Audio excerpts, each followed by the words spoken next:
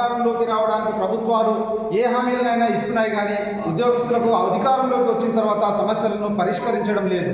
ఈ పరిష్కరించడంలో ప్రభుత్వాలు ఫెయిల్ అవుతున్నాయి. కాబట్టి ఈ యొక్క ధర్మ టీచర్ యూనియన్ ప్రభుత్వాలు ఎక్కడైతే మాకు ఏ హామీలు అయితే ఇచ్చినా ఆ హామీలను పరిష్కరించేంత వరకు మేము పోరాటం చేస్తామని తెలియజేస్తా ఉన్నాం. డిఏ కానీ, పిఆర్సీలు కానీ, అదేవిధంగా 317 జీవో కానీ, అదేవిధంగా గురుకులాలలో మరియు మోడల్ స్కూళ్ళలో ఉన్న సమస్యలన్నింటినీ పరిష్కరించడంలో కానీ, ఓపీఎస్ విధానాన్ని, సిపిఎస్ విధానాన్ని రద్దు చేసి ఓపీఎస్ విధానాన్ని అమలు చేయాలని, వీటన్నిటిని కూడా మేము ఏదో కొత్తగా కోరట్లేదు. ప్రతి పాఠశాలలో ప్రాథమిక అవసరాలు తీరుస్తామని చెప్పారు. ఇప్పటివరకు ఏ ప్రాథమిక పాఠశాల ఒక్క స్కూల్ కూడా ఇంతవరకు రంగు వేసిన దాఖలాలు లేవు. అక్కడ కనీస అవసరాలు లేవు ఏ పాఠశాలలో చూసినా కూడా.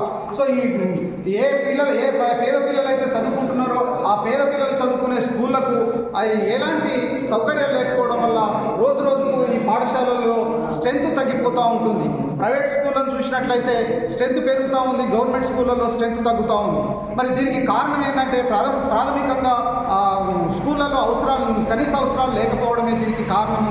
అదేవిధంగా ఏకీకృత విద్యా విధానాన్ని అమలు చేయాలి. అంటే విద్యను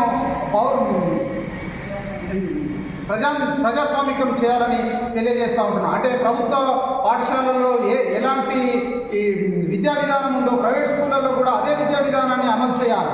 ప్రైవేట్ విద్యా విధానంలో అడ్వాన్స్ విద్యా విధానాన్ని అమలు చేయడం వల్ల ఈ గవర్నమెంట్ స్కూళ్ళల్లో ఎవరు కూడా చదివే పరిస్థితి లేదు. కాబట్టి ఏ స్కూల్లోనైనా కూడా ఒకే పాఠ్య ప్రణాళిక ఉండాలి, ఒకే విధమైన విద్యా విధానం ఉండాలని మేము పోరాటం చేస్తూ ఉన్నాం.